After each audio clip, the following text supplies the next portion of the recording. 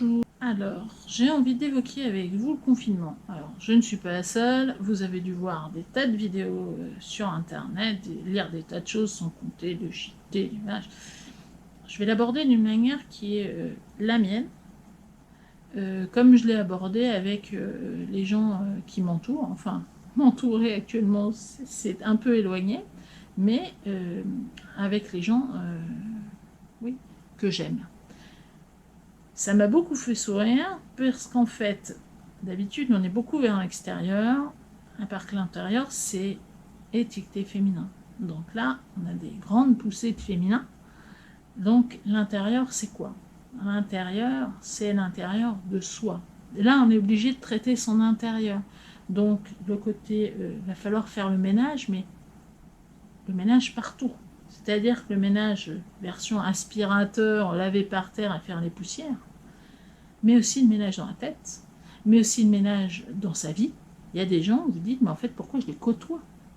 Ben ouais, c'est ça qu'il va falloir réfléchir en disant, quand on va sortir de ce confinement, parce qu'on va en sortir, on va devoir en sortir d'une manière ou d'une autre, hein, mais qu'est-ce que je vais avoir appris pendant ce temps-là? Ce temps de pause, ce temps où je vais être obligée de côtoyer des gens que j'ai pas nécessairement envie de côtoyer.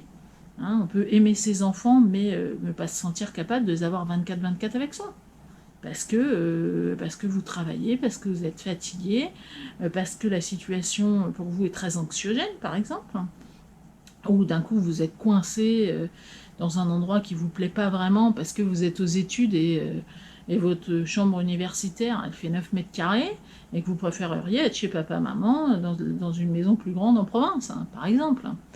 Donc, mais ce temps-là, il est pour vous. Il est pour nous. Collectivement, il est pour nous. Comment est-ce qu'on peut envisager notre vie, et présente et après? Parce que c'est un peu le jour d'après. À part que le jour d'après peut sembler loin, mais qu'est-ce qu'on aura fait de ce temps-là? Qu'est-ce qu'on aura trié? Qu'est-ce qu'on va garder? Est-ce qu'il y a des choses où vous dites, ouais, mais en fait, ça, j'en ai pas besoin dans ma vie? Là, le fait, par exemple, d'avoir un papier, je pense, pardonnez-moi, hein, je vis en France, donc j'ai une vision très franco-française des choses, donc vous ne vous sentez pas exclu, parce que je pense que c'est transposable à peu près partout dans le monde, hein, mais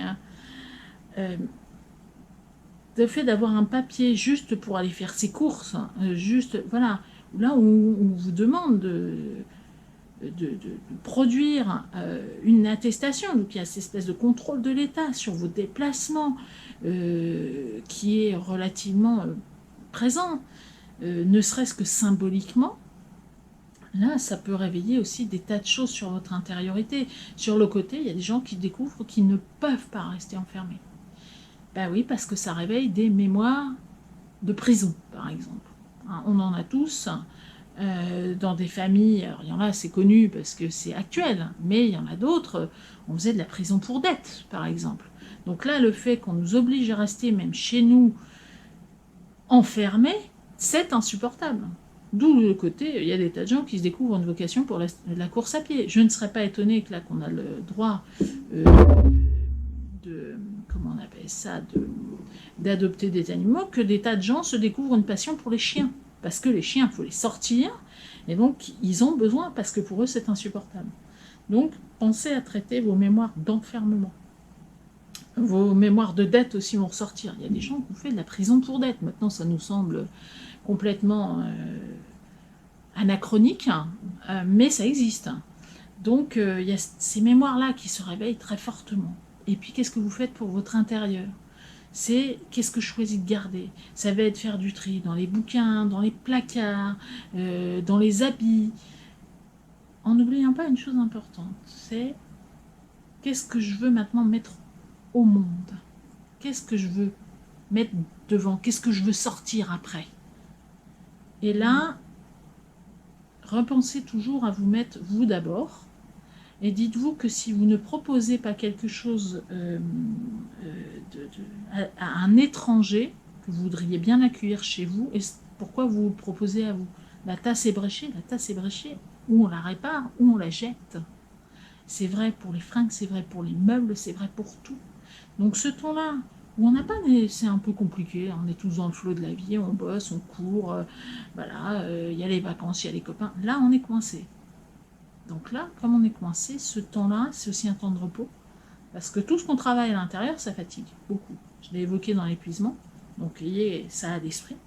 Mais c'est tout ce rangement, qu'est-ce que je veux garder, qu'est-ce qui est pour moi essentiel. C'est ce tri sur l'essentiel auquel je vous invite à réfléchir, parce qu'il est essentiel. C'est quoi votre essentiel, votre essence à vous, de redécouvrir des loisirs que vous aviez plus le temps de pratiquer, ou là vous dire, en fait, les loisirs que je fais, ils me nourrissent plus. Donc dire, bah ouais, je vais abandonner, je vais faire autre chose. Qu'est-ce qui vous fait vibrer? Parce que très souvent, on ne l'a pas. Moi, je sais qu'il y a des choses, par exemple, j'ai fait que je regardais à la télé un peu par, pas par désœuvrement, mais voilà, ça passait à la télé, quoi.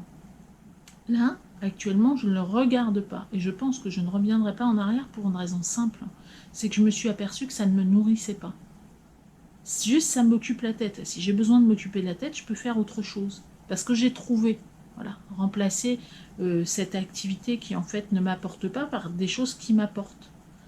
Des choses qui sont parfois extrêmement fortes, hein, mais autres. D'autres loisirs, d'autres. Prendre des nouvelles de nos proches, par exemple. Moi, je pensais pas, attends, une grande bavarde, hein, et donc, ayant régulièrement au téléphone les copains, les copines, la famille, je m'aperçois que pour moi, c'est essentiel d'être en lien. Que le plus difficile pour moi avec le confinement, c'est l'absence de toucher. Alors oui, j'en ai un peu parce que je ne vis pas seule, hein, mais ça reste quand même difficile à vivre. Quand on parle de déconfinement, mais alors on ne pourra pas aller voir nos grands-parents, nos parents, ça va être compliqué. Non. C'est cette perception très forte qu'on est des mammifères.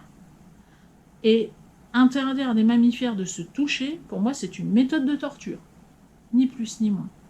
Et donc ça, pour moi, ça fait partie des choses qui sont devenues essentielles à mes yeux et sur lesquelles j'aurais pas nécessairement parié il y a encore 2 mois.